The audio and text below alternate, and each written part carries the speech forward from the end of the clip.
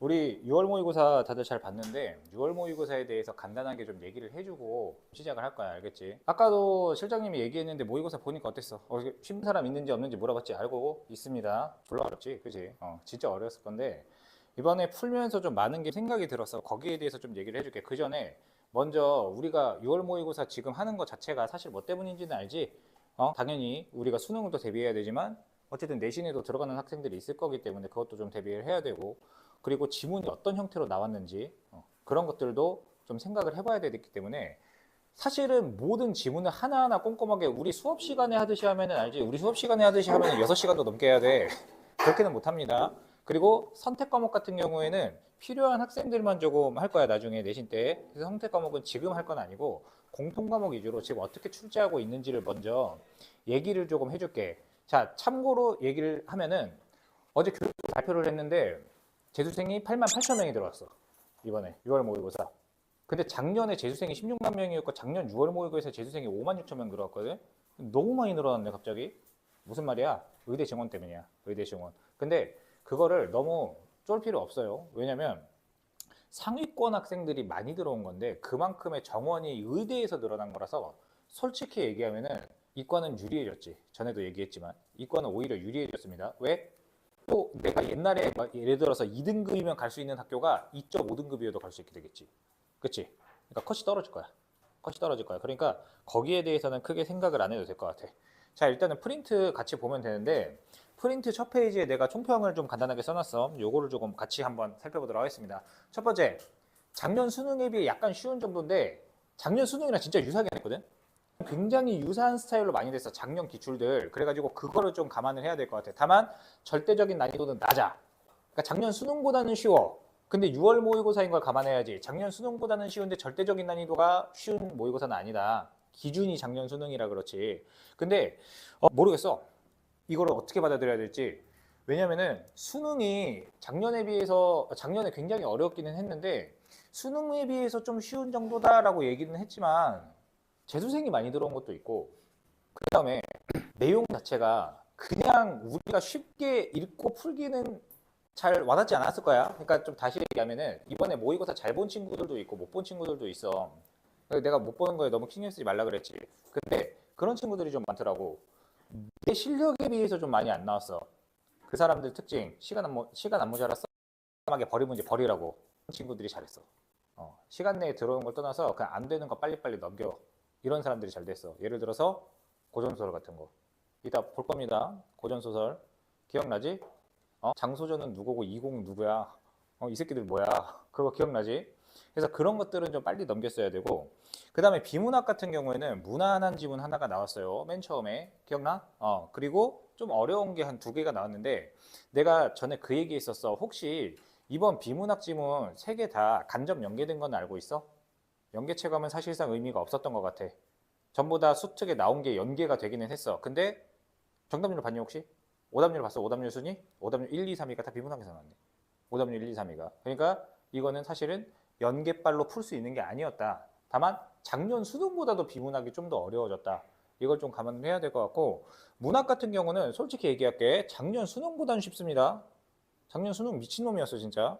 작년 수능보다는 쉬워. 그러니까 수능보다는 쉬운데 그러니까 지문을 좀 쉬운 걸 줬어 그래도. 근데 선지가 굉장히 까다로웠다는 거야. 그리고 굉장히 의외로 22학년도 이후, 그러니까 21학년도 6월 모의고사 이후로 4작품이 연계됐습니다. 4작품 연계. 고전시가 연계된 거는 알고 있었어? 우리 했어 3월에. 처음 들어봐? 고전시가? 무부가? 무부가 처음 봤니? 3월에 했어요. 근데 뭐 사실은 고전시가 자체는 그렇게 어렵지 않아서 문제 없었을 것 같은데 현대시 하나, 그 다음에 소설 2개. 근데 나는 이런 얘기를 좀 하고 싶어. 연계는 어떤 목적으로 쓴다고? 문제를 정확히 맞추기 위해서야, 시간을 단축하기 위해서야? 시간을 단축하기 위해서라고 얘기했었을 거야. 시간 단축에는 확실히 도움됐을 것 같아. 특히 고전소설. 고전소설 대략적인 줄거리 알고 있었으면 그나마 좀 더 쉽게 읽기는 했을 것 같아. 문제는 문제 푸는 거랑은 크게 상관이 없었어. 문제 푸는 거랑은. 그러니까 내용과 상관없이 출제를 해버렸어, 선지를. 그치? 그래서 기본적으로 내가 어떻게 독해를 해야 되느냐. 그러니까 추론 기조는 유지를 하고 있지만 작년 수능처럼 고난도 추론은 많이 안 나와요. 이전처럼 막 고난도 추론은 좀 많이 안 내는 것 같아. 다만 어떻게 하고 있어? 문장이나 문맥 이렇게 써놨지만 솔직히 얘기할게. 장난쳤지. 선지로. 그게 좀 심했다. 이게 좀 특징인 것 같다. 그래서 올해는 이런 식으로 출제할 가능성이 높다라는 걸 좀 생각을 하면서 자, 우리 페이지 넘겨서 독서론 잠깐 얘기 좀 할게요. 우리 사설 모의고사 계속 풀었을 거야. 맞지? 이간 모의고사. 좀 그 생각은 들어. 아, 이간 모의고사가 내가 너무 과하다고 했잖아. 근데 과한 게 아닌가? 쉽긴 하지, 당연히. 우리 클리닉 때 했던 이간 모의고사보다는 확실히 쉽기는 했는데 솔직히 얘기하면은 글쎄 독서론 같은 경우에는 특별히 할 말은 없어요. 3번이 은근히 조금 헷갈리는 친구들이 있는 것 같은데 참고로 얘기하면은 이 1, 2, 3번의 평균 정답률은 90%입니다. 틀리면 안 돼. 틀리면 안 돼. 이건 실수야, 실수. 평가원은 독서론이 출제된 이후로 어렵게 낼 생각이 전혀 없어. 그러니까 이걸로 난이도 조절하겠다 이런 의도 전혀 없어. 그러니까 얘는 크게 신경 안 써도 될 것 같아. 예열 지문들 가져갔니?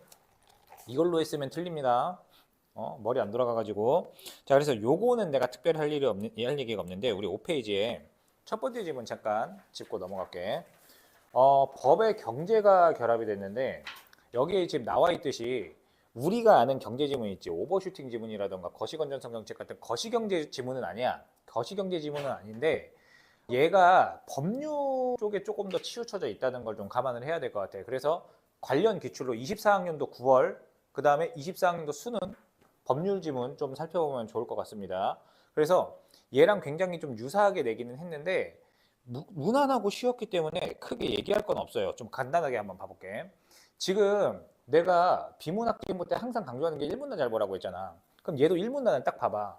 정당과 같은 정치 조직이 민주적 방식과 절차로 운영되어야 하는 것은 당연하다. 그런데 민주적 운영체제를 갖추었으면서도 실제로는 일부 소수에게 권력이 집중이라고 했어. 그게 뭐야? 과두제야. 과두제의 포괄적 정보가 뭐야? 과두제랑 화제의 특성이 뭐야? 일부 소수에게 권력이 집중되는 거야. 자, 그러면 여기서 생각해 봅시다. 일부 소수에게 권력이 집중되면 장점이 많을 것 같아? 단점이 많을 것 같아? 단점이 많을 것 같아. 그치? 그런데 실제로 얘는 장점과 단점을 같이 서술해줬어. 장점과 단점을 같이 서술하되 어떻게 했어? 단점을 해결하는 방법으로 나간 거야. 그래서 글의 흐름 자체가 굉장히 깔끔하게 써 있어서 크게 어렵지는 않았을 것 같아. 참고로 얘기하면 수능 특강 연계입니다. 과두제. 이거 실전 학습에 있는데 근데 수능 특강에서는 정치에서 과두제야. 얘는 기업에서 과두제거든.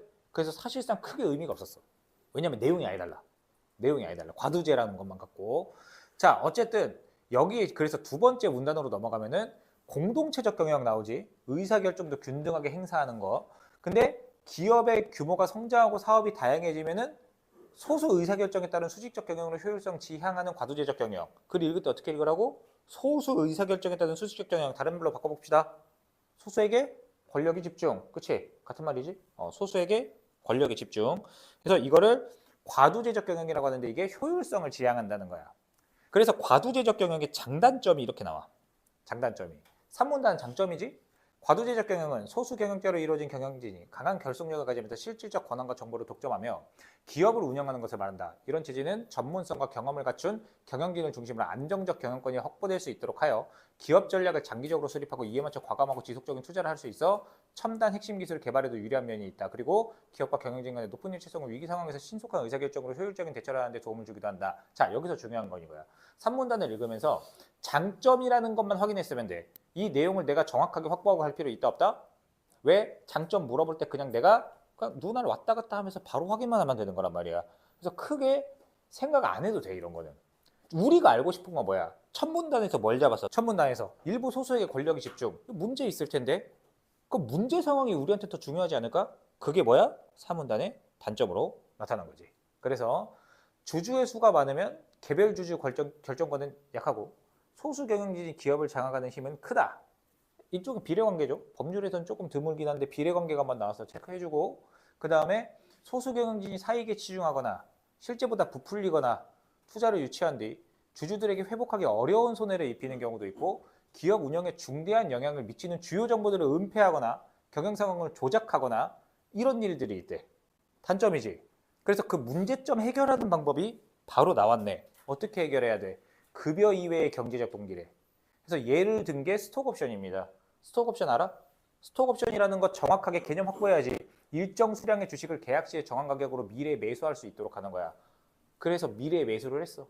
미래 매수하면은 다시 미래 매수했는데 기업에서 그러면 돼, 안 돼? 내가 생각해 보니까 너 다시 내놔야 될 것 같아. 그러면 돼, 안 돼? 그래서 지금 방시혁이랑 민희진이 싸우고 있잖아. 그거야. 그 내용입니다, 지금. 응? 스톡옵션 줘놓고서 지금 다시 내놓으러 가고 있잖아. 소송 걸었잖아. 계약 위반했다고. 그거거든. 근데 어쨌든 스톡옵션이 뭔지를 정확히 확보해야겠지. 미래에 매수할 수 있도록 하는 거야. 그리고 두 번째가 뭐냐면은 저 뒤에 있는데 주식평가 보상권이지. 주식평가 보상권이 뭐냐면 기업의 주식 가치가 목표치 이상으로 올랐을 때 경영자가 그에 상응하는 보상. 이거 둘 다 주식을 미래에 받는 거야? 아니면은 현재에 받는 거야? 문장 보세요, 문장. 목표치 이상으로 올랐을 때. 이건 당연히 현재겠어, 미래겠어? 그렇지, 둘 다 미래의 주식 보상이지. 문제 관련된 거 있었지? 이 정도는 파악할 수 있을 것 같아. 자, 그렇게 해가지고 해결을 하고, 두 번째는 기업 건정성 확보하기 위해 마련된 공적 제도들이 있대요. 그럼 여기서 딱 떠오르는 게 있잖아? 공적 제도들은 하면은 위에 나온 주식평가 보상 제도하고 스톡옵션은 공적 제도야, 사적 제도야? 사적 제도구나. 이런 거를 파악할 수 있어야 돼. 자, 그렇게 해가지고 정보 제공을 법적으로 의무한 게 있는데 이게 경영공시제도입니다. 경영공시제도. 자, 그 다음에 사회이사 제도 이런 것들이 있네. 요 정도 확인하면 될 것 같아. 그래서 얘는 내가 크게 할 얘기는 없을 것 같아요. 그나마 조금 많이 틀렸던 게 이런 거. 장단점은 특정 문단만 확인하면 됐지? 특정 문단만 확인하면 됐으니까 한번 보시고 이거를 좀 볼게. 이게 정답률 34.5%가 나왔어. 마냥 쉽지는 않았나 봐. 그러면 우리가 이거를 어떻게 해야 되는지 한번 생각을 해봅시다. 자, 보기가 나왔네. 보기 뭐라고요? 보기는 뭐 어떻게 읽으라 그랬어? 지문의 일부. 보기는 지문이다. 똑같이 독해를 해야 된다. 그런데 지금 가만히 보면은 지문에 나온 내용도 있지만 동시에 지문 내용보다 좀 더 확장된 내용도 있어. 자, 볼게. X사는 정밀 부품 분야에서 독보적인 기술을 장기간 보유하여 발전시켜온 기업으로서 시장 점유율도 높다. 원래 X사의 주주들은 모두 함께 경영진이 되어 중요 사항에 대해 동등한 결정권을 보유하였으나 기업이 성장하면서 효율성 증진을 위해 소수의 주주만으로 경영진이 구성. 이거는 쉽게 파악되지, 얘들아. 소수의 주주만으로 경영진이 구성했으면 뭐야? 무슨 제도? 과두제네요, 과두제. 지문 내용이 나왔네. 자, 그러면은 얘는 과두제 장단점이 다 있을까 없을까?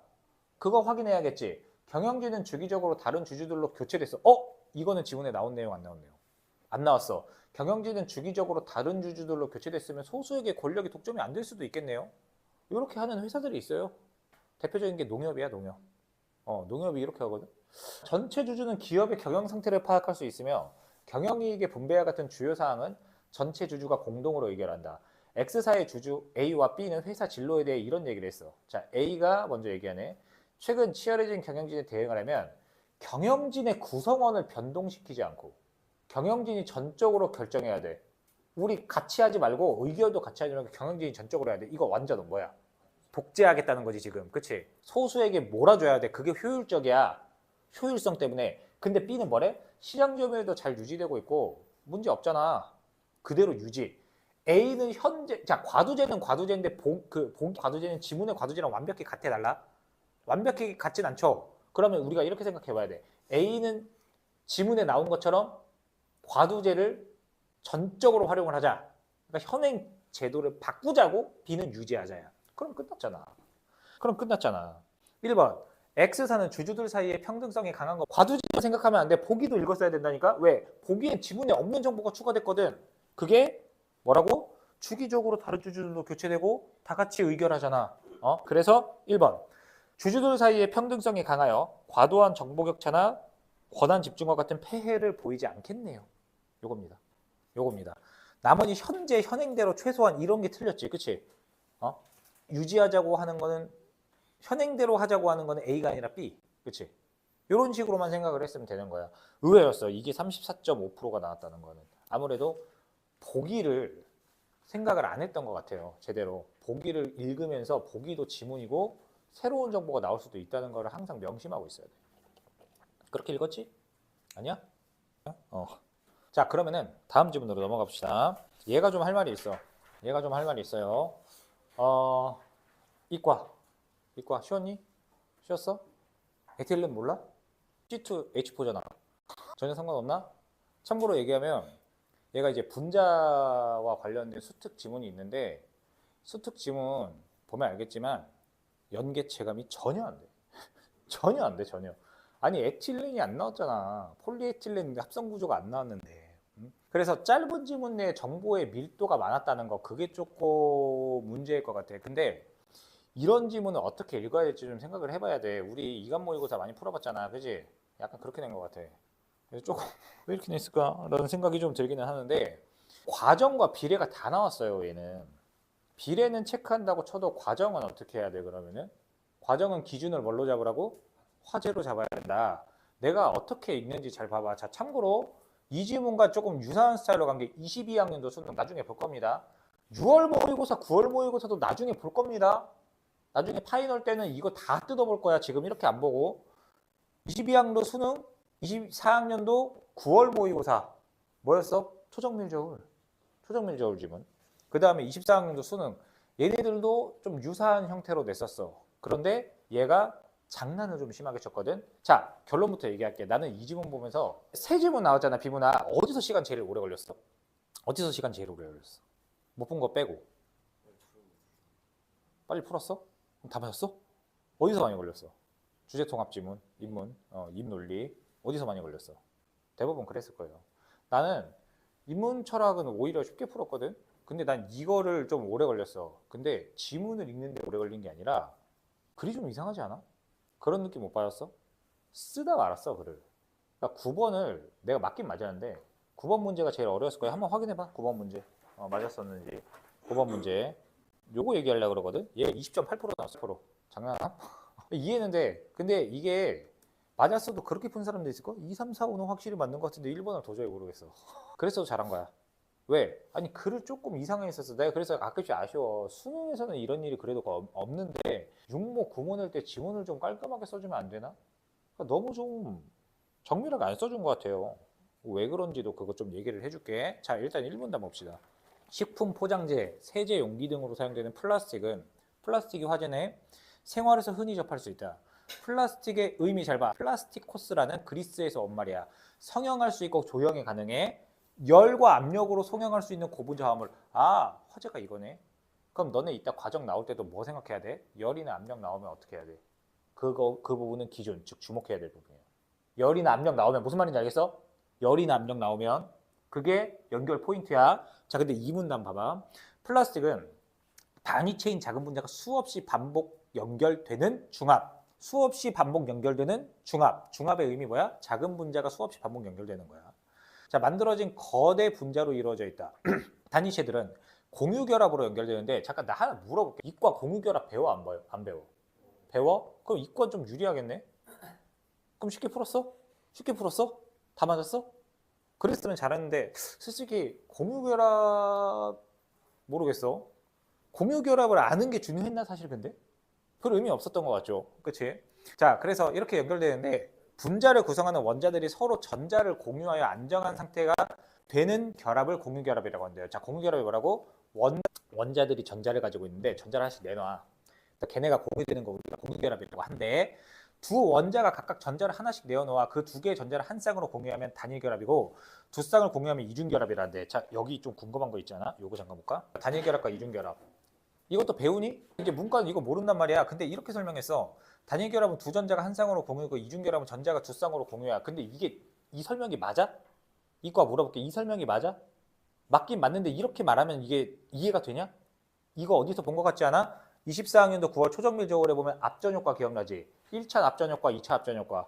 기계적 변형이 전압을 발생시키는 1차 압전효과, 전압이 기계적 변형을 발생시키는 2차 압전효과 이렇게 서술했어. 근데 크게 의미가 있어 없어? 없지.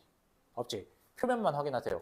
공유결합이 두 개인데 한 쌍결합인 한 쌍 공유하는 단일결합, 두 쌍 공유하는 이중결합 이렇게 있구나. 그냥 거기서 끝내. 알겠지? 이거를 현장에서 이해하라고 하는 건 진짜 개오합니다. 이거 말이 안 되는 소리잖아. 이거 어떻게 현장에서 그 자리에서 이해해? 알겠지? 표면만 따라가.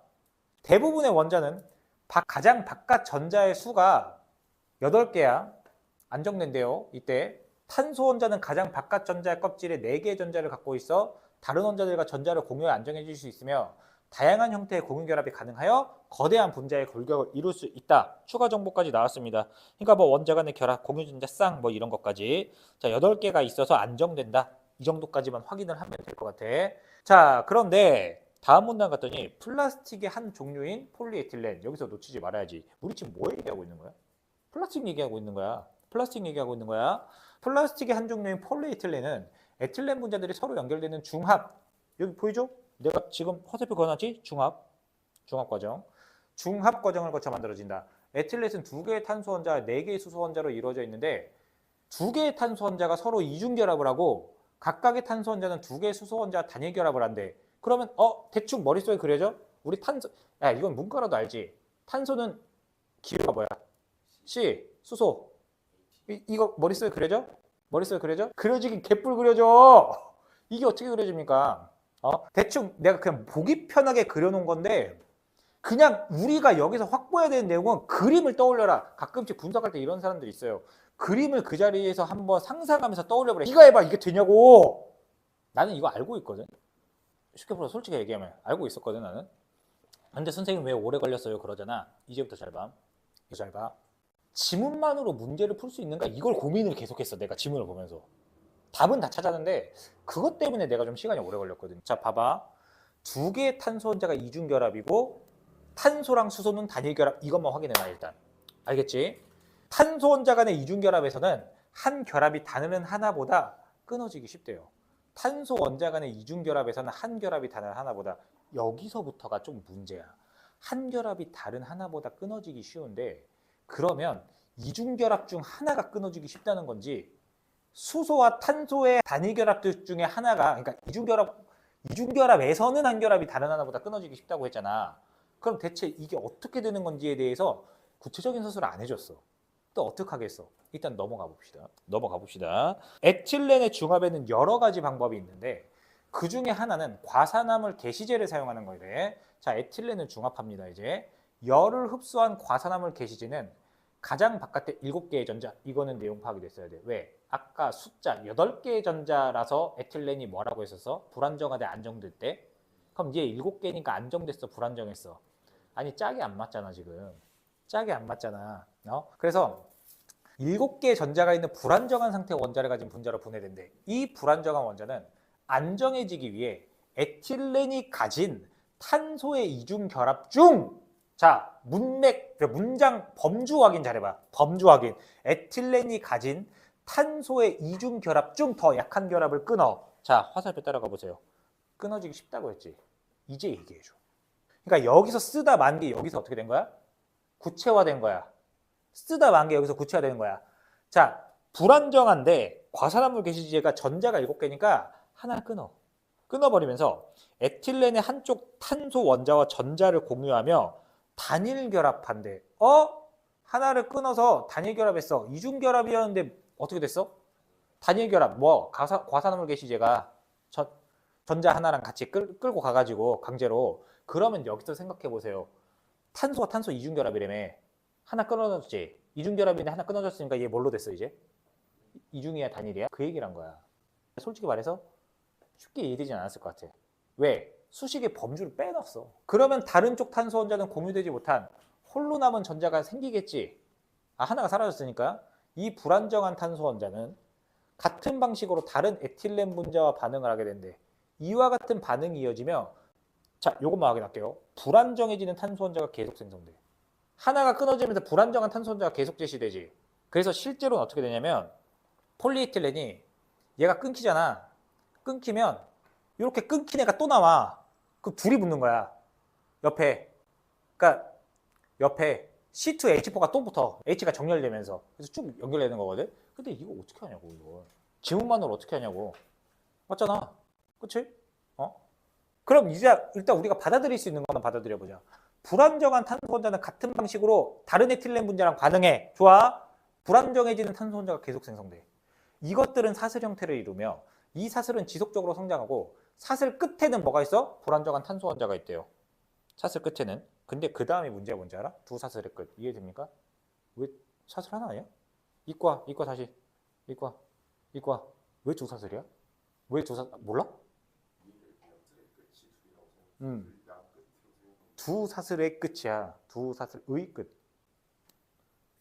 중의적으로 생각했구나. 이게 문제야. 너무 글을 쓰다 말았어요. 왜 두 사슬이 생기는지 우리 알 필요가 없어. 사슬이 성장을 해. 지속적으로 사슬이 성장해. 그럼 사슬 끝에는 어떻게 돼? 한쪽 사슬 끝에는 불안정한 탄소 원자가 생겼겠죠. 그치? 그러니까 한쪽으로 성장할 거 아니야. 한쪽으로. 그러면 잘 생각해봐. 과산화물 개시제가 에틸렌 분자 하나한테만 그러겠어? 아니지. 여러 에틸렌 분자들이 성장하는 거야, 동시에. 그래서 두 개 중 하나가 맞나? 그럼 얘는 이제 사슬이 두 개가 된 거야, 하나가 된 거야? 만났으면. 하나가 됐지. 그럼 또 다른 쪽도 어떻게 되겠어? 또 연결되겠지. 계속 이렇게 연결돼. 최종적으로 플라스틱이 되면 어떻게 되는 거야? 완전하게 어떻게 됐어? 다 굳어진 거야. 알겠어요? 그거에 열을 가하면 성형이 가능한 거야. 끊어져. 그 얘기거든. 그 얘기가 여기 나온 거야. 열을 흡수한 과산화물 개시제가. 보라니까 열과 압력으로 성형하잖아. 아, 과산화물 개시제에 열을 가하면 어떻게 돼? 불안정해지니까 에틸렌이 어떻게 됩니까? 구조가 바뀌었죠. 열을 가해서 고분자 화합물을 만들었네. 그러면 여기서 딱 하나만 생각하면 돼. 열을 가해서 만들었구나. 알겠지? 그리고 두사슬이라고 갑자기 바뀌었어요. 나 이게 아쉬운 거야, 이 글에서. 두사슬이 갑자기 왜 나와? 이 두사슬이라는 거 알 수 있는 정보가 앞에 하나도 없거든. 그래서 어떻게 하겠어? 우리는 의리고 평가원이 갑인데. 그렇대. 그래서 안정된 상태가 돼야지 멈춰. 이 중합 과정을 거쳐 폴리에틸렌이라는 고분자 화합물이 탄생합니다. 잠깐 볼까? 9번. 정답률 20.8%. 추정입니다. 여기보다 플러스 마이너스 오차에 1% 정도 생겨요, 보통. 1번. 성장적 사슬은 그 양쪽 끝부분. 이게 틀렸거든. 범주 장난을 친 거야. 그 양쪽 끝부분이 아닙니다. 그 양쪽 끝부분이 아니잖아. 맞지? 됐어요, 여기서. 나머지는 전부 다 맞아요. 2번. 사슬 중간에 두 탄소 원자가 서로를 전자 하나씩 내놓아 공유하는 결합. 이걸 뭐라고 해? 공유 결합. 그치? 사슬 중간에도 두 탄소 원자가 서로 전자를 하나씩 내놓아 하는 공유 결합이 생겨, 안 생겨? 왜 생겨요? 선생님, 이거 왜 사슬 중간에 생겨요? 이런 사람들이 있는데, 그래서 내가 아까 이거 확인하라 그랬잖아. 단일 결합하면 다른 쪽 탄소 원자는 공유되지 못한 홀로 남은 전자가 있고, 불안정한 탄소 원자는 공유가 돼서 그래, 공유가 안 돼서 그래. 공유가 안 돼서 그렇지. 같은 방식으로 다른 에틸렌 분자랑 반응했어. 그러면은 이제 공유하는 거야, 안 하는 거야? 안정되기 위해. 공유 결합이 중간에 있네. 공유 결합이 중간에 있네. 그치?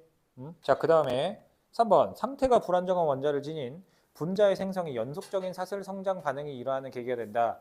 이거는 불안정한 원자 때문에 계속 연속적인 성장이 일어난다고 얘기했죠. 이거는 과정에서 가장 핵심적인 부분이었고. 4번. 공유되지 못하고 홀로 남은 전자를 가진 탄소 원자는 사슬의 성장 과정이 종결되기 전까지 계속 발생한다. 이것도 확인됐지, 그치? 5번. 에틸렌 분자를 구성하는 탄소 원자들 사이의 이중 결합이 단일 결합으로 되면서 나왔네. 이중이 단일로 되면서 사슬 끝에 성장 과정을 이어간다. 여기까지야. 알겠지? 솔직히 말해서 수식 범주 장난짓인 거야. 참고로 얘기 하나 해줄게요. 24학년도 6월 모의편과 총매지문 우리 행동강령 프린트 맨 첫 번째 있던 거 기억나? 그 문제랑 똑같은 방식으로 낸 거야. 그 문제랑 똑같은 방식으로. 다만 한 가지. 총매의 지문은 지문이 전문을 읽어 나중에 한번 보게 될 건데 전문을 읽어보면 알겠지만 정말 좋아. 내용이 되게 좋아. 그래서 이거보단 정답률이 훨씬 높았어. 이제는 생각해야 돼. 가운데 수식 범주를 말도 안 되는 소리 써놓고서 낚는 문제들이 나올 거야. 계속 내고 있네요. 작년에 이어서. 그것만 좀 확인해 놓으세요. 알았지? 자, 마지막 문단 갑시다. 자, 그래서 플라스틱을 이루는 거대한 분자들은 길이가 길다. 그래서 사슬들이 일정 방향으로 나란히 배열되어 있는 결정 영역은 분자들 전체에서 기대할 수는 없지만 부분적으로 있을 수는 있다. 플라스틱에서 결정 영역이 차지하는 부분의 비율은 여러 조건에 따라 조절이 가능하고 물성에 영향을 미친대요. 결정 영역이 차지하는 비율이. 그런데 결정 영역이 많을수록 자, 너네 이거는 현장에서 할 수 있을 정도로 채워돼야 됩니다. 화살표 체크했었니? 체크했어? 결정 영역이 많을수록 자, 그 뇌비우고해. 많아질수록 유연성 낮아, 충격 약하고 가공성 떨어지며 보충형이지만 밀도가 높아지고 단단해지고 화학물질에 대한 민감성 감소, 변형이 잘 안 됨. 이렇게 되면 내가 뭐라고 했었어? 100% 출제한다고 했지. 이거는 내겠다고 예고한 거라 그랬지. 어디 나왔어? 요거지. 10번 문제입니다. 체크만 잘했으면 쉬웠을 거야. 폴리에틸렌은 높은 압력과 온도에서 중합되어 사슬이 여기저기 가지르친 구조로 만들어지기도 한다. 자, 가지르친 구조의 사슬은 조밀하기가 힘들어. 근데 나는 어때? 직선형 구조는 조밀해. 조밀하다가 밀도가 높다는 뜻이잖아. 그럼 밀도가 높아. 그러면 얘는 어때? 결정 영역이 많아. 밀도가 낮아. 결정 영역이 낮아. 그대로 대응시키면 돼. 3번. 보관 용기에서 화학물질이 닿는 부분은 가보다 나로 이루어진 소재를 쓰는 것이 좋겠군. 화학물질 얘기 나와 안 나와? 비례관계. 민감성 나와. 화학물질에 대한 민감성이 감소. 어떤 경우? 결정력이 많은 애야. 그치? 근데 어떻게 냈어? 보관용기에 화학물질 닿는 부분은 가보다 나로 이루어진 소재를 쓰는 것이 좋겠군. 그치? 민감성이 낮으니까. 비례만 정리됐으면 돼요. 안 어렵지? 정답률이 보여주잖아. 내가 여기 정답률 표시한 애들은 탭만 지금 써놨어. 탑 10만. 그래서 각각 9개일 겁니다. 자, 9개 나와 있을 겁니다. 왜? 화작이랑 엄내에서 하나씩 나왔거든. 야, 화작 뭐해? 화작? 야, 화작 이번에 23.4%인 거 있더라. 마지막 문제 45번. 그거 근데 다 보고 나면 정말 어처구니 없을걸. 알겠죠? 그러니까 이런 것들 좀 생각을 해봐야 돼. 9번도 마찬가지야. 내가 빠르게 풀 수 있었던 이유는 딱 하나예요. 왜냐면 기출 때문이야. 나도 처음에 1, 2, 3, 4, 5번 다 읽었을 때는 좀 애매하다 생각했어. 근데 1번이 걸리는 거야. 그래서 바로 뭐부터 했냐면 양쪽 끝이 아닐 수도 있겠다 라고 해서 바로 확인했더니 양쪽 끝일 수가 없었다는 거지. 그치? 그래서 이렇게 과학기술 지문 나올 때 수식범주 장난질 치는 경우 있다는 거를 좀 생각하고 접근을 해봐. 알겠지? 이거는 그냥 내가 풀면서도 9번이 많이 틀리겠다는 생각이 들었어요. 이런 거 나올 수 있다는 거를 알아뒀으면 됐습니다. 논리학이 섞였어. 인문지문인데 논리학이 섞였는데 논리학 지문은 국어학년도 수능 이후로 처음 나왔어요. 지금 내가 그때 한번 얘기했을 거야. 가능세계 지문 그거 이후로 처음 나왔거든.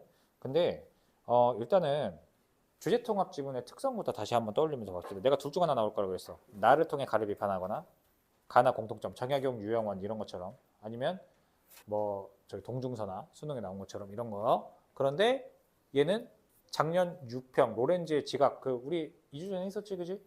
걔랑 굉장히 유사했죠. 나를 통해 가를 비판. 근데 한번 꼬았을 뿐이야.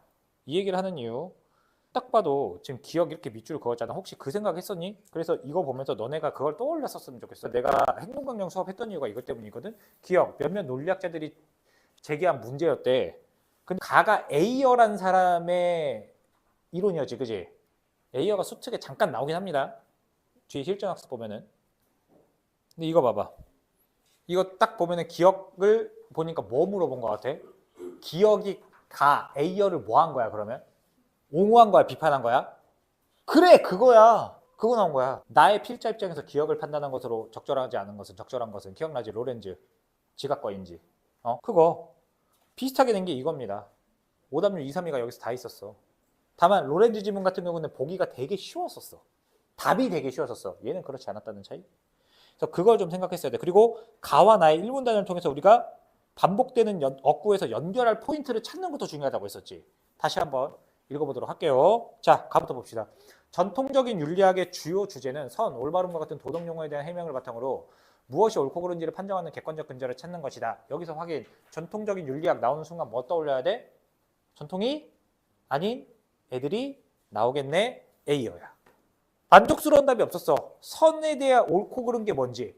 이런 상황에서 A여는 도덕적으로 옳고 그름에 관한 문장인 도덕 문장이 진리 적합성, 즉 참 또는 거짓일 수 있다는 성질. 자, 이런 거 확인하세요. 진리 적합성, 즉 참 또는 거짓. 즉 참 또는 거짓.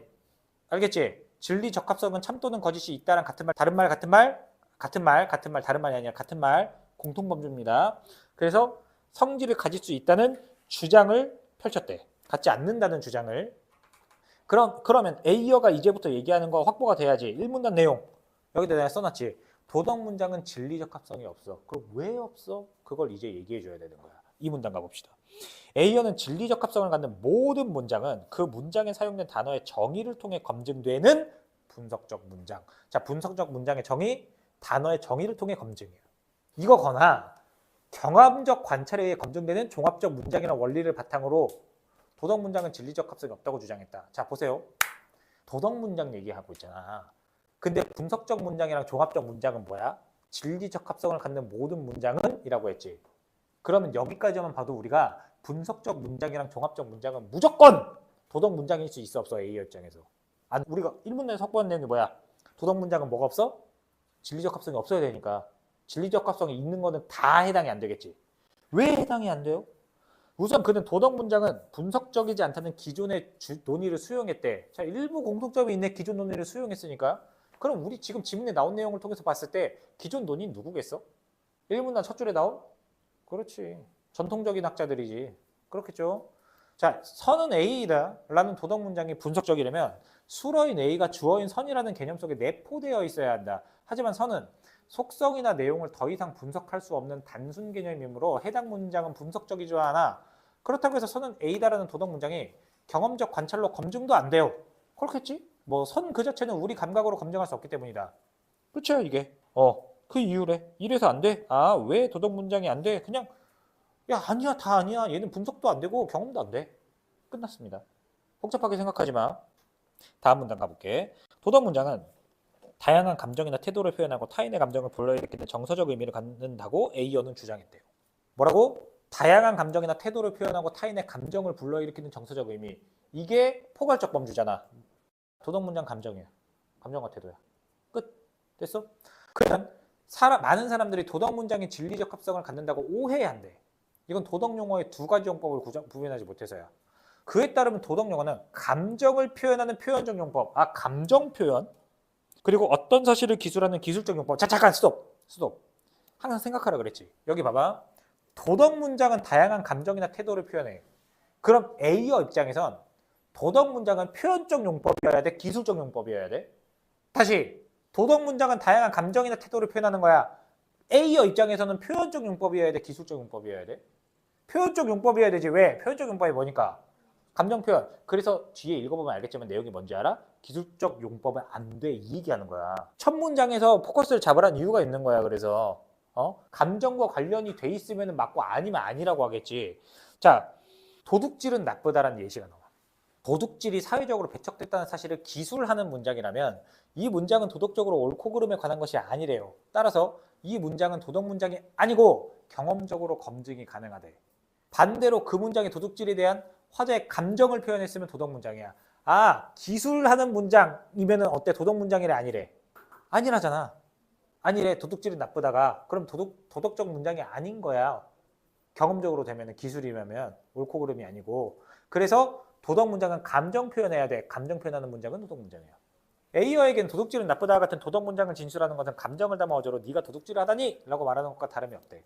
그의 주장대로라면 도덕 문장은 감정을 표현하는 도덕 주체로부터 독립적으로 존재하는 무언가를 기술할 수 없다. 이는 전통적 윤리학자들의 기본 과정. 보고 1문단 다시 올라갔어? 이게 돼야 됩니다. 전통적 윤리학자들의 기본 과정을 부정. 이러면 다시 여기 봐. 기본 과정이 뭐야? 화살표 따라가 보세요. 뭡니까? 옳고 그른지를 판정. 옳고 그른지를 판정. 오케이? 됐어?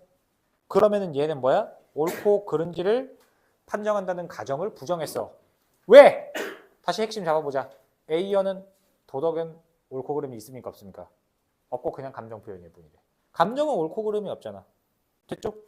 됐습니까? 자, 그러면 이제 나로 넘어가 볼게. 가와 나 연결해야겠지. 어떤 연결 포인트가 있는지 생각하면서 읽어봅시다. 논리학에서 제기된 의문이 윤리학의 특정 견해에 대한 비판. 그럼 가를 비판하는 것 같잖아. 그치? 근데 확정 짓지 말고 A어를 비판할 수도 있지만 전통적 윤리학자들이 비판할 수도 있지 않을까? 한번 볼게. 다음 논의는 이를 보여준다. P이면 Q이다. P이다. 따라서 Q이다. 인 논증을 전건긍정식이라고 한대요. 전건긍정식은 P이면 Q이다와 P이다라는 두 전체가 참이면 결론 Q는 반드시 참이라는 뜻에서 타당하다. 전건긍정식 개념 정확히 읽어놔야겠지. 근데 어렵진 않지. 여기까지. 여기까지는 괜찮아. 자, 집중. 여기까지는 괜찮아. 그런데 어떤 문장이 단독 진술이 된대요. 그때는 감정이나 태도를 표현할 수 있지만, 자, 조사 잘 봐.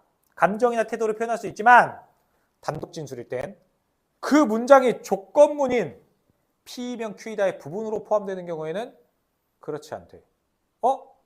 전건긍정식은 그러면 참거짓이 있어 없어? 전건긍정식은 참거짓이 있었어. 참이면 참이다, 거짓이면 거짓이다 이거 아니야? 참거짓 있습니까 없습니까?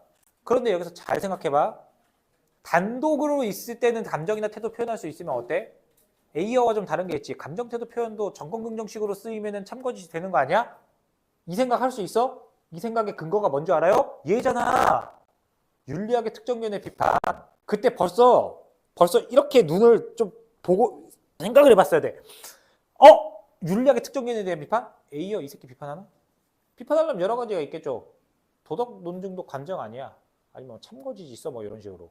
근데 참거짓 나온 거 보니까 벌써 어때? 여기서 차이가 보일 것 같지? 그대로 가볼까? 그거 생각하면서 가볼게. 귤은 맛있다. 어제 재밌는 얘기 해줄까? 재종반에서도 시험 봤는데 애들이 멘탈이 나가나 봐. 끝나고 나가지고 내가 연락을 해서 물어봤어. 뭐가 제일 어려웠니? 다 이러는 거야. 귤이요. 뭐가 제일 힘들었어? 귤이요. 선생님 저 이제부터 귤을 제일 싫어하는 과일이 될 것 같아요. 귤은 맛있다. 자, 귤은 맛있다 나옵니다.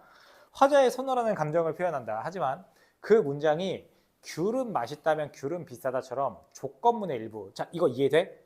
귤은 맛있다는 뭐야? 단독 문장이고 귤이 맛있으면 귤은 비싸다는 뭐야? 조건 문장이란 얘기야. 이건 연결되죠? 단독 문장, 조건 문장.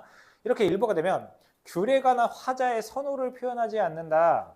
선호를 표현하지 않는다. 문장 바꿀 수 있어? 감정이나 태도를 표현하지 않는다. 얘들아, 인지가 뭐였어? 24학년도 6월 모의평가 인지가 뭐였지? 무언가를 알게 됨. 그치?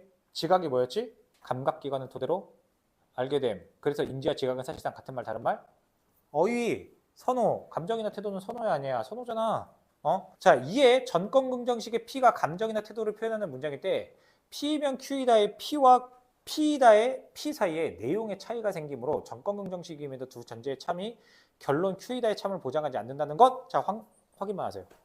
감정이나 태도 표현이면 단독으로 쓸 때는 전권이 귤은 맛있다잖아. 조건 때는 귤은 맛있다면 이란 뜻이야. 이게 같대 다르대? 다르대. 같은 것 같아 다른 것 같아 네 생각에? 귤은 맛있다랑 귤은 맛있다면이랑 같은 말인 것 같아 다른 말인 것 같아? 이거 가정한 거 아니야 사실? 다른 말인 것 같지 않아? 근데 그게 확보가 안 됐어도 뭐래? 다르대. 그럼 다르다고만 생각해놔요. 다르다고만 생각해놔. 표면만 확인해야 될 때가 있어.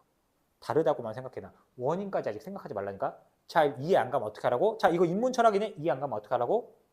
넘어가고 결론만 확인하면 되거든. 자, 봐봐. 몇몇 논리학자들이 제기한 문제야.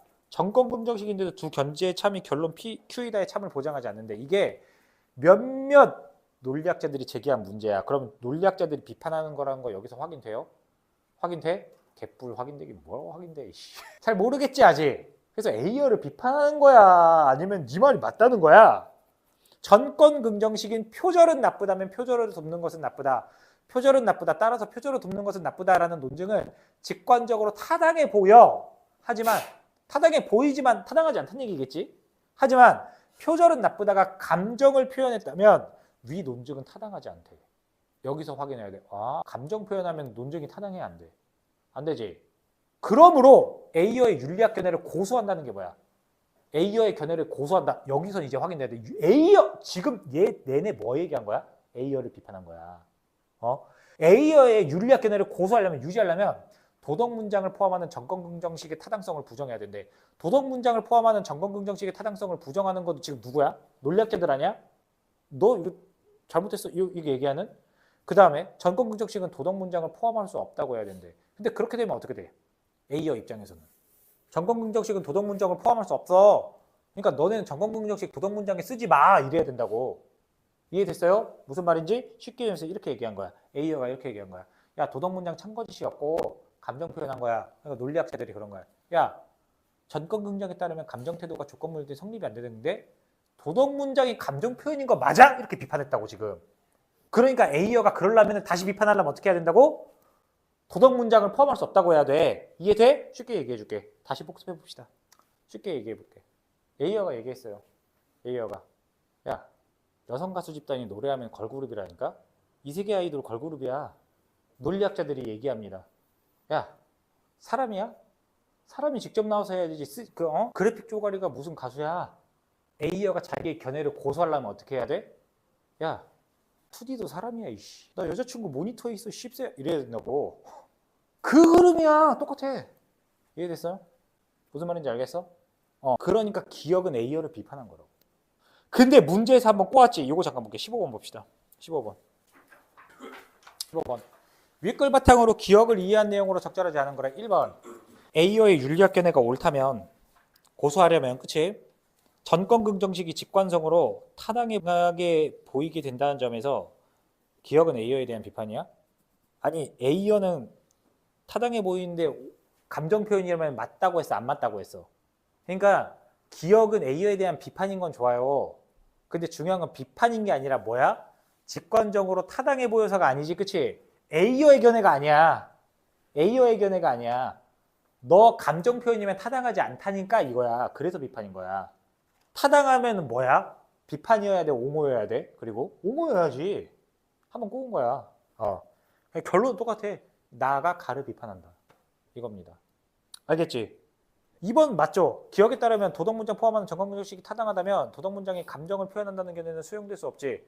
도덕문장을 포함하는 기억에 따르면 정강문장식이 타당해. 도덕문장 감정 아니라니까 비판한 거잖아. 기억은 정강문장이 타당하면 두 존재 모두 나타난 문장의 내용이 일치함에 기초한다. 정권과 후권이 다 일치해야 된다는 얘기잖아.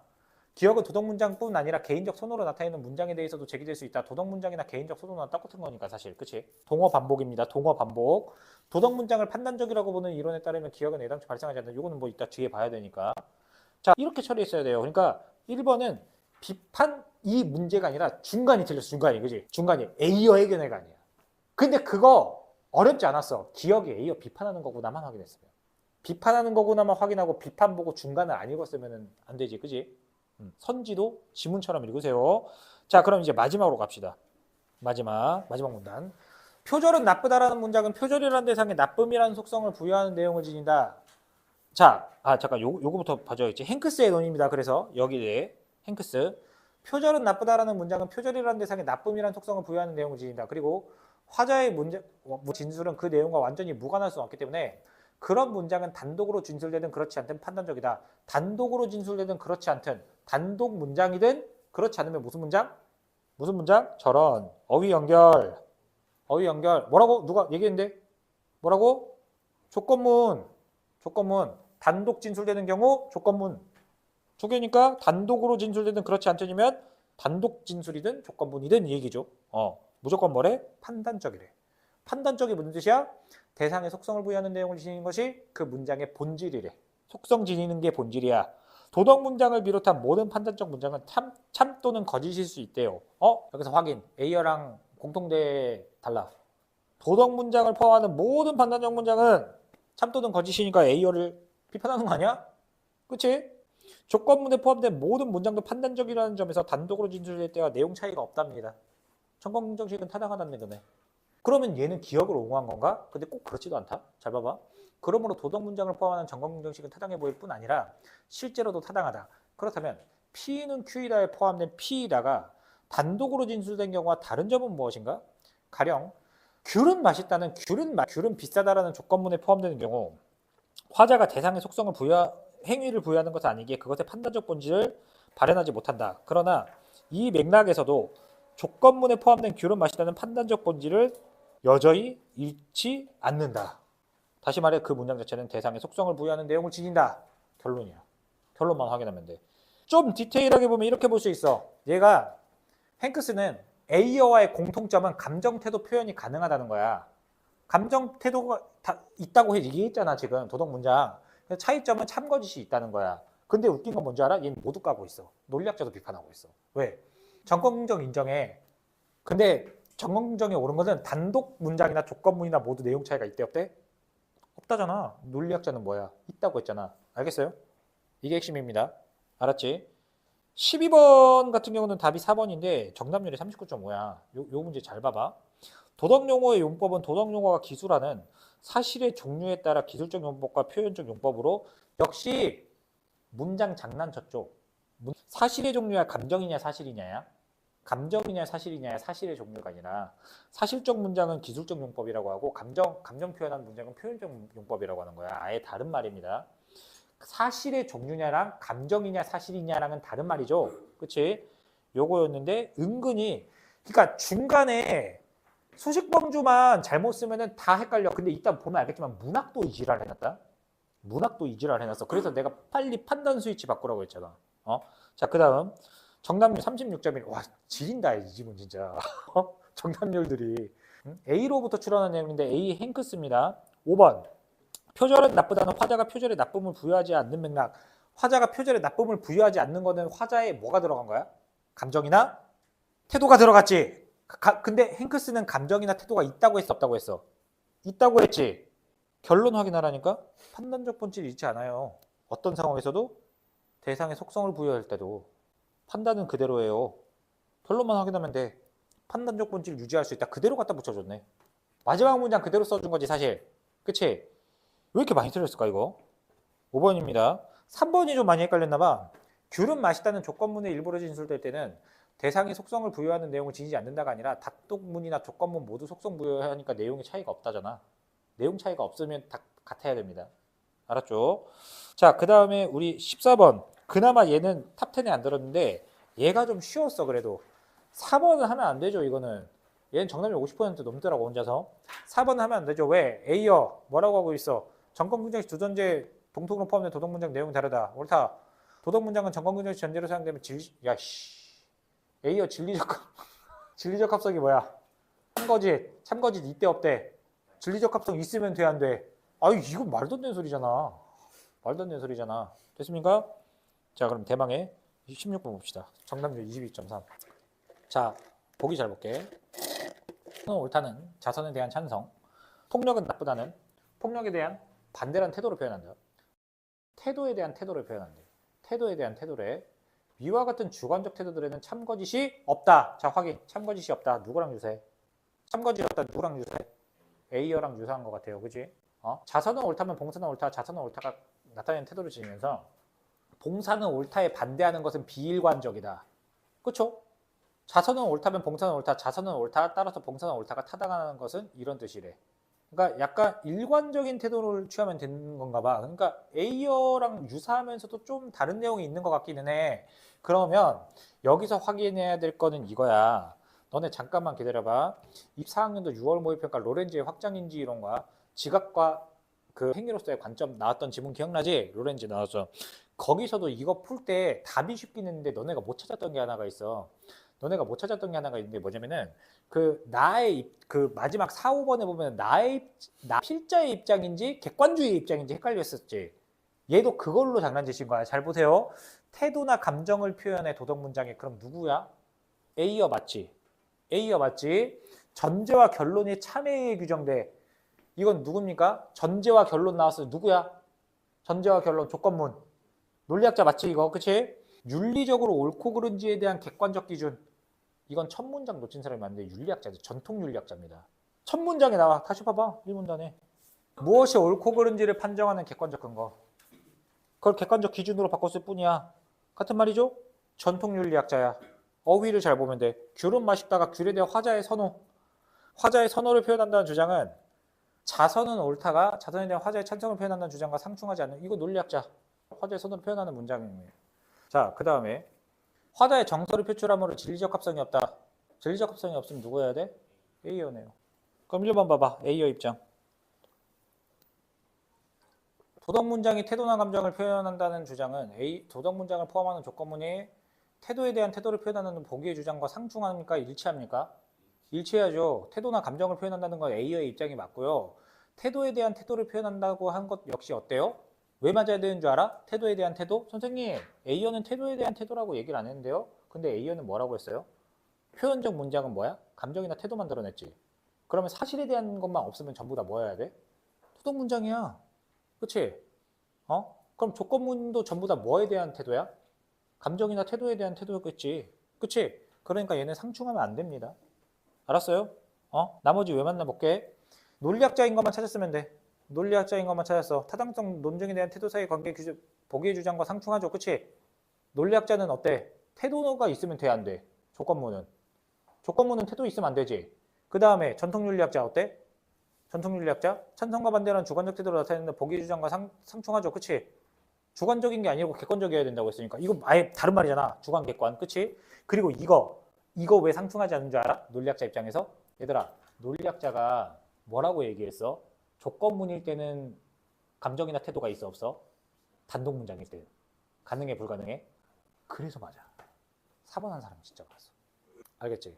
논리학자는 비판한 게 뭐였어? 단독 문장이 아니라 조건문일 때였다고. 됐습니까? 이 지문 좀 잘 받아야 될 것 같아요. 올해 수능에 유사한 형태로 나올 가능성이 높아 보입니다. 알았지? 저거 다시 한번 곱씹어 보시고. 자, 문학 갑시다. 자, 문학 갈게. 자, 고전소설 먼저 볼게요. 내가 고전소설 볼 때 어떻게 하라 그랬어? 잘 안 읽히면 인물만 무지성 체크하라 그랬지. 이 새끼 같은 사람이야 다른 사람이야 이것만 찾으라고. 자, 좀 빨리 할 건데 문항 스타일은 15학년도 9월 우리 복습한 걸로만 합시다. 우리 했던 걸로만 15학년도 9월 육축열전 21학년도 수능 최고운전이랑 유사한데 지문 스타일은 24학년도 9월 수경명제전이나 24학년도 수능 김원전처럼 인물관계랑 지칭하는 인물 파악하는 거. 너네 수경명제전 기억나? 수경명제전도 처음에 조금 더 어렵게 나온 거야. 수경명제전에서 인물 파악 잘 됐어 안 됐어? 못한 사람도 있었지.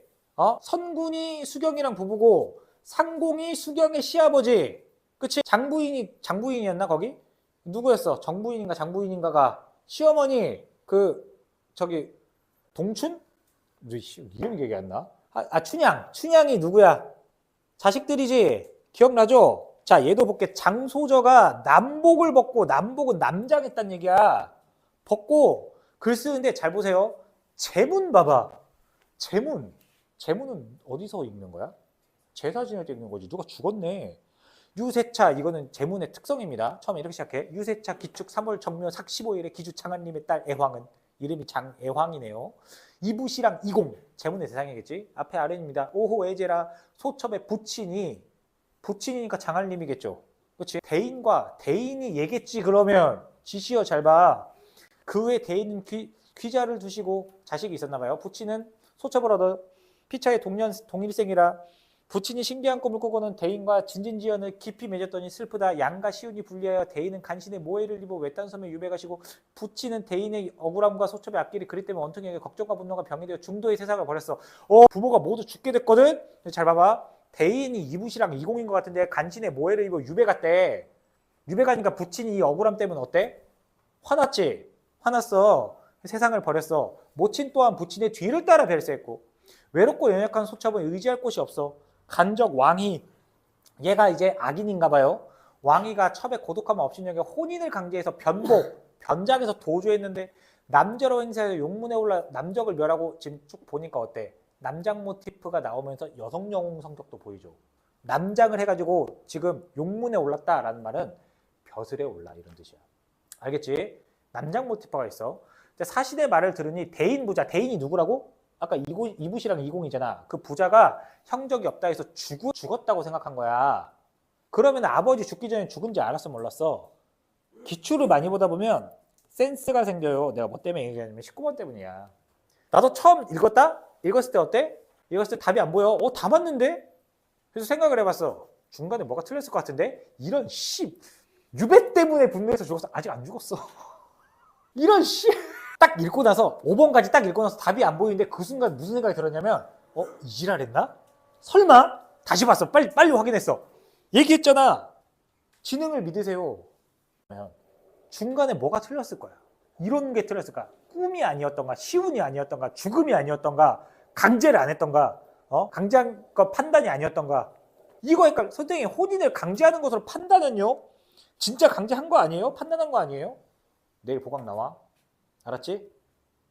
보강 꼭 나와야 돼? 라고 얘기했어. 이게 네 입장에서는 어떨 수 있어? 보강을 강제했다고 판단할 수도 있는 거잖아. 본인의 생각이니까 상관없어요, 이거는. 알겠지?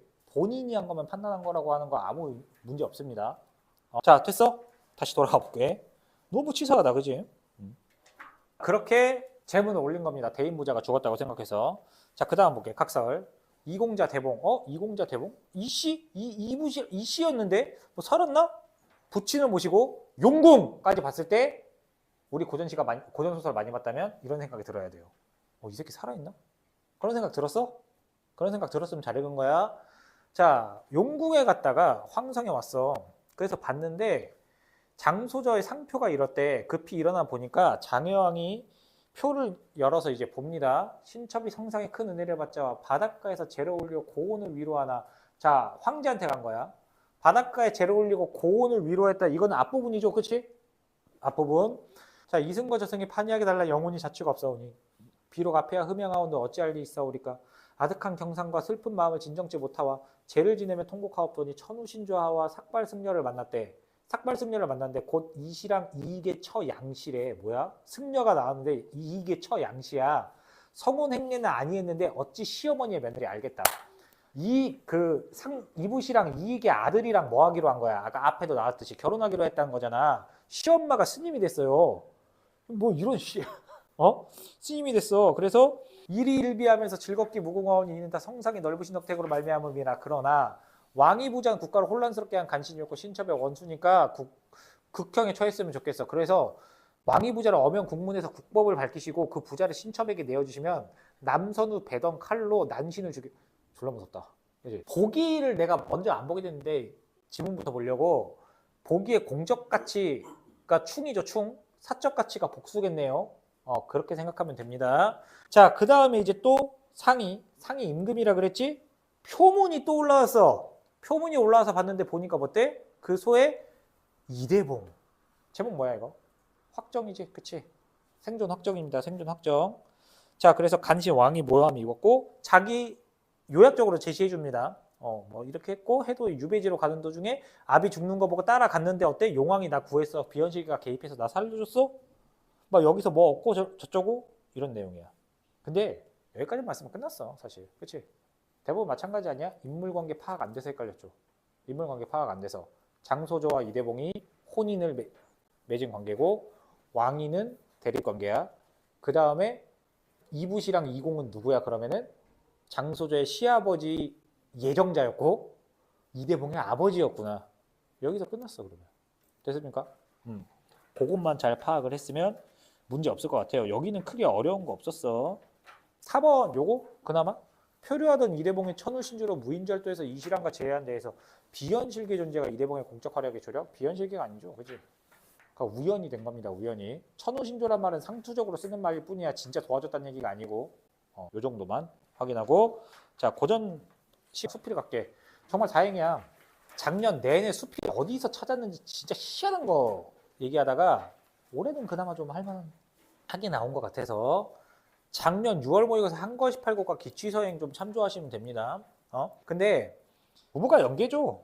이대봉님도 연계계지만 우부가 고전시가 내가 찍은 거에서 나오진 않았는데 어쨌든 뭐 이제 제끼면 되겠지. 얘는 크게 어렵진 않았지. 근데 얘는 문제 없었을 것 같고 이 수필도 내가 딱히 얘기할 건 없을 것 같아요. 사실 어려운 내용 아닙니다. 우리 보기에도 나오지만 현실 대응하면서 요행을 바라면서 책임감 없는 삶을 사는 경우는 부정적, 현실적 한계를 극복하고자 노력하는 삶을 사는 경우는 긍정적인데 가의 꽁생원 그리고 나의 게으른 농부가 딱 이 부정적이고 현실적 한계를 극복하고자 노력하는 사람은 성실한 농부지. 그치? 그것만 파악했으면 돼. 다만 주의해야 될 게 지문에 나온 것처럼 요 부분 오랜만에 갔는데 어떤 농부는 목을 뻣뻣이 세우고 하늘을 우러러보고 어떤 농부는 술에 취해 잠들어 있어서 이거 똑바로 안 읽었으면 실수합니다. 그러니까 딱 이것만 보면 어때? 목을 뻣뻣이 세우고 하늘을 우러러보는 게 성실한 농부 같고 술에 취한 놈이 그런 애 같지. 게으른 농부 같지. 근데 밑에 얘기 들어보니까 어때? 뭐라고 얘기합니까? 뻣뻣이 세우고 하늘을 우러러보는 자들이 무익하다고 여기가 김을 매지 않은 것이고 잘 가꾸어져 빽빽한 곡식은 술에 취한 지에 잠들어 있는 사람이야. 그러니까 성실한 농부들이 왜 술에 취해 있어? 수확하고 나서 많이 수확을 거둔 거 아니야. 그래서 여유 있으니까 이러는 거지. 그치? 요것만 안 헷갈렸으면 됩니다. 이거를 어떻게? 유추적으로 확장했네. 농사에서 학문으로. 그래, 노력해야지 임마. 노력의 중요성. 주제의식. 얘 답만 확인할게요. 가의 일가의 친구에게서 소외당한 꽁생원의 말로해서 무책임한 삶에 대한 경계가 오케이. 근데 나의 큰일을 하면서 부지런하기를 촉구하는 데에서 게으른 농부에 대한 권면이라고 했는데 큰일을 하면서 부지런하기를 촉구하는 범죄의 대상은 누굽니까? 농부가 아니라 선비들입니다. 선비들. 그래서 게으른 농부가 아니라 선비들이라서 틀렸다 정도 확인하면 될 것 같고. 자, 이번엔 얘를 볼게요. 이거 진짜 어려웠지. 현대소설도 어려웠을 것 같아요. 얘 보면서 많이 떠오른 게 하나 있어. 너네 24학년도 6평 무성격자 기억나? 무성격자? 정일이 아버지 위독해가지고 기억나지? 그게 좀 떠오르더라고. 왜? 1인칭 서술자가 자신의 정서를 서술하고 있어. 그러면 어떻게 하라고? 정서 위주로 체크를 하면 됩니다.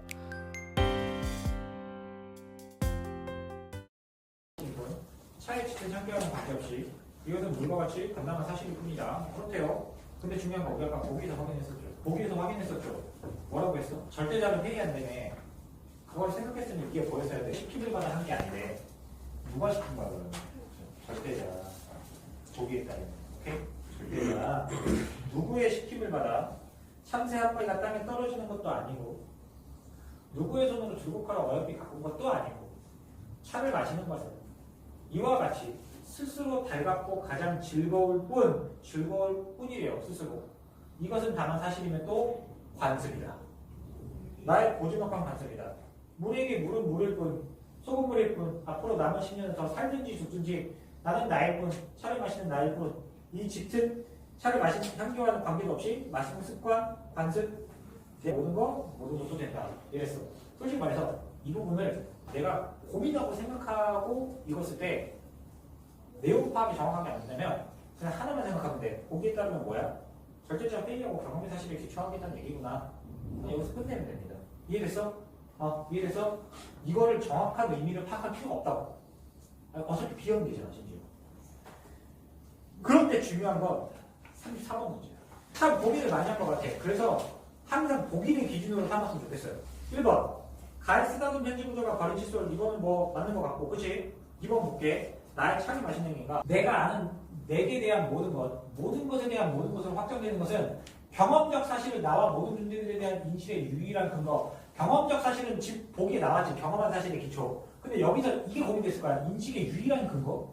또 어쨌든 보기에 나온 내용은 맞는데, 그치? 나온 내용은 맞는데. 일단은 넘어가 봅시다. 3번.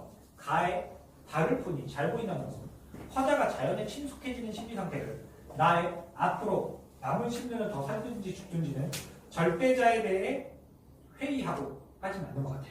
지문에 나왔잖아. 현실에 얽매이지 않겠다는 데 나도 마찬가지야. 여기서 고민해. 이번에 유일한 근거가 걸렸거든.